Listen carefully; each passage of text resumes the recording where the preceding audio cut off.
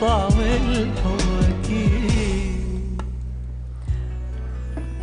نشكر الفنان ماجد المهندس على هذه اللفتة اللطيفة.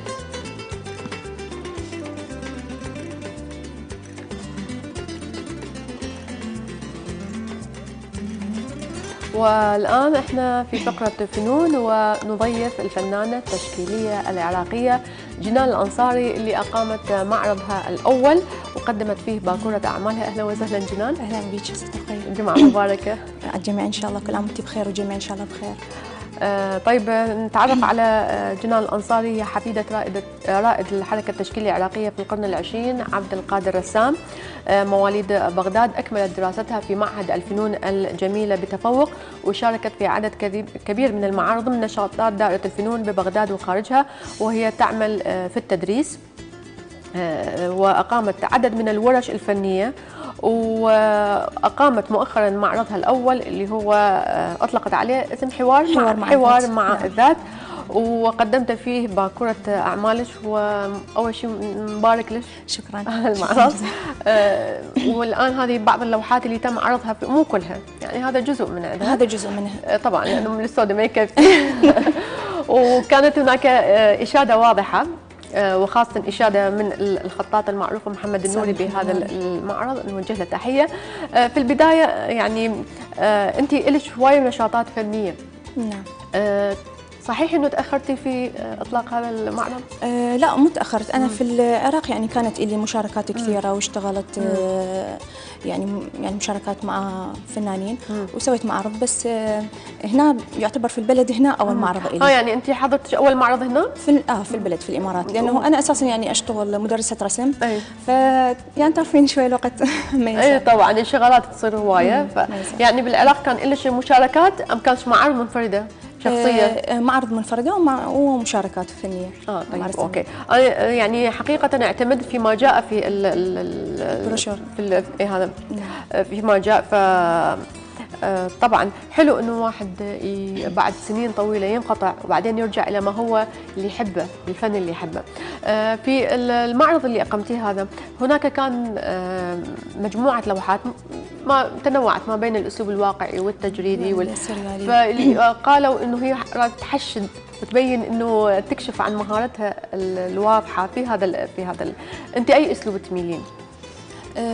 الحقيقة أنا ما اتبعت مدرسة تشكيلية معينة أو حركة تشكيلية معينة، يعني حاولت أتعامل مع اللوحة بعفوية، فاشتغلت بها بطريقة أنه خليت إحساسي وياها، ويعني فكرت في حالة معينة، حالة إنسانية، واشتغلت بطريقة جانب يعني اشتغلت في التفاصيل بوضوح. نعم.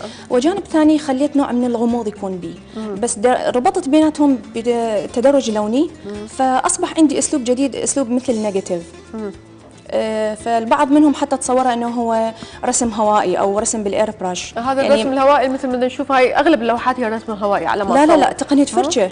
هذه فرشة هو بس شنو الأشكال يعني ما واضحة، هلامية يعني شوية. نوعا ما شلون النيجاتيف يعني هي يعني جانب التفاصيل واضحة وجانب ثاني بنوع من الغموض. بس التدرج اللي ربطت به بيناتهم انطى اسلوب النيجاتيف.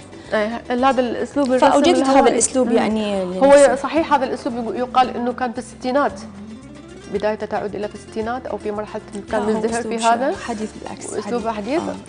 طيب ايضا في هذه اللوحات المشترك بها اللون الازرق، واكيد الى دلاله اكيد يعني هو اللون الازرق قريب الى نفسي كثير. يعني انا احبه فخليته يكون اكثر شيء في لوحاتي، في هذه اللوحات. واكيد كان مثار تساؤل الناس، وحتى المقالات اللي كتبت عن حضرتك تم الاشاره انه اللون الازرق في كل لوحه هو الغالب. هو الغالب واكيد الى دلاله.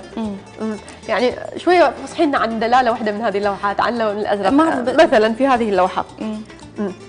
لانه احيانا المشاهد يعني مو كل المشاهدين يفتحون الغاز اللوحه، صح ولا لا؟ صح. مو صحيح؟ مع انه انا لو الغاز هذه اللوحه مثلا انه هذا الرصاصي. لا قلت لك هو اللون الازرق قريب الى نفسي كثير. يعني انا احبه يكون يعني بلوحاتي واللون يكون نوعا ما ينطي للغموض. فحبيت يميل الى الغموض. يميل للغموض. فحبيت اني اصوره باللوحات. طيب اذا هذا هو ما يسمى بالرسم الهوائي.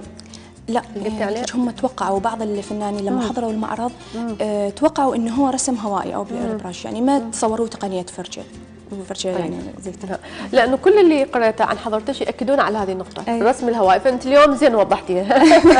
لا انا اعتبرها اشاده يعني بالمعرض لما تصوروه وقالوا لي يعني اعتبرها اشاده لاعمالي. وايضا كان لك لوحات الشخوص فيها واضحه، يعني واحد ما يحتار كثيرا في فك طلاسمها ورموزها، فقالوا انه هذا الاسلوب الواقع اللي اعتمدته. الواقع. كنت اتمنى لو وحده من اللوحات كانت موجوده، لانه كانت لوحات رائعه. انا جبت قصاصه من ما اعرف اذا كانت واضحه حتى بس نبين انه هذه اللوحه في هذه وحده من الجرايد.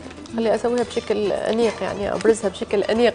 ما اعرف اذا مبينه. هذه اللي كان واحدة من اللوحات اللي أيضا هاي إحدى اللوحات اللي هي صورة بنت صومالية. فحبيت أخلي الآية ومن آياتي اختلاف ألسنتكم وألوانكم، فحبيت أصور الآية مع البنت لونها وشكلها يعني. جميل. طيب أنت أيضا حنقول إنه هي من عائلة فنية مثل ما قدمتش، أنت حفيدة الرائد عبد القادر الرسام، وأيضا أختك فنانة تشكيلية معروفة حنان الأنصاري في العراق، وأصبح اسمها حاليا يعني أيضا بارز في عالم الفن. تبعتي أسلوبها أم غيرتي؟ لا أخذتي غير خط؟ لا إحنا كل واحدة أسلوب شوي. أي حلو. شجعتك على هذه إنه إحنا وحدة تشجع له. هي الأكبر. أنا الأكبر. أنت الأكبر، لكن هي بدأت قبلك. هي بدأت قبلي اي واستمرت على هذا. انت تأنيتي كثيرا حتى تطلقين هي يمكن ظروف العمل شويه يعني اخرتني. طيب الاسم حوار مع الذات، يعني انا بشوف ما حقول انه الاسم ما بي غرابه، يعني مطروق واضح. كثيرا واضح. وعاده من واحد من يقدم على إقامة معرض لأول مرة ويشوف إنه هو نفسه تأخر، يختار اسم يجذب الأنظار إليه. حوار مع الذات يعني مطروق كثيرا. بس أنا الفكرة وين؟ إنه أنا الفكرة استوحيتها من إنه حاليا الإنسان يعاني من ضغوط في زمننا الحالي يعني. نعم. فالإنسان يوجد له لحظات يكون بها مع نفسه. يتوحد بها مع ذاته، يفكر بماضيه بمستقبله بحاضره بشيء ناوي يعني يسوي في حياته. فهاي اللحظه حبيت اصورها باللوحه. في كل اللوحات اغلبها. هو تدرين شنو الفكره اللي حبيتها انا بالمعرض؟ انه الحضور كل شخص انطى تعبير للوحه. يعني كل واحد فسرها حسب ما هو رؤيته. فيعني هاي الفكره حبيتها، يعني تخيلت انه لوحتي كانما مرآة تعكس اللي بداخلهم. كل واحد بداخله، كل واحد شو اللي بداخله يعني صار يعني حلو هذا الشيء. شنو اجمل تعليق اللي انت هو لفت نظرك؟ والله تعليقات الجميع بصراحه، يعني كل واحد تعليقه شكل ومختلف عن الثاني. المهم الفكره وصلت، كانت واضحه، لانه باعتبار انه الجمهور اللي حضر اكيد جمهور متذوق للفن. عادة هيك مناسبات تقام يكونون الفنانين احرص انه يجون يشوفون تشكيليين ونقاد، وهذا يعني كان الحضور كان كله من العراقيين من الاماراتيين ام الغالب من العراقيين؟ الغالب من العراقيين. حضرها فنانين تشكيليين عراقيين؟ نعم كثيرين. الكل اشادوا. ما سمعتي اي شيء ما حد قال لك؟ هو لابد اي فنان ما انه تجي يعني نقد فني، وهذا شيء طبيعي. بالعكس هذا النقد ممكن يفيده للفنان، انه يعني يحاول مثلا اذا عنده في شغلات اخطاء او شيء ممكن يعني نجاوزها اكيد، وخاصه انه هذا معرض بس الاول. طيب بعد هذا المعرض بالصدى اللي حصلوا الكتابه الطيبه اللي الحمد لله اللي حصدها هذا المعرض، انت سمعت تحضرين لي شيء معرض ثاني؟ ان شاء الله معرض ثاني في المستقبل القريب. طبعا الانسان لازم يظل يتواصل انه يبدع وينجز، يعني بالتالي هي اعمال حتخلد اسمه في يوم من الايام. صحيح. احنا نتمنى لك كل التوفيق وسلامنا وتحياتنا للعائله جميعا. يومهم اكيد راح يشوفوك. هم يتابعونا الظهيره؟ طبعا يتابعون، وخاصه والدتي اللي هي لها الفضل الاكبر يعني بدعمها بمشوار حياتي يعني الفني، كان لها الفضل الاكبر. هي يعني دعمتني طول حياتي اكيد. فاحنا ايضا نوجه لها تحيه وبانتظار معرض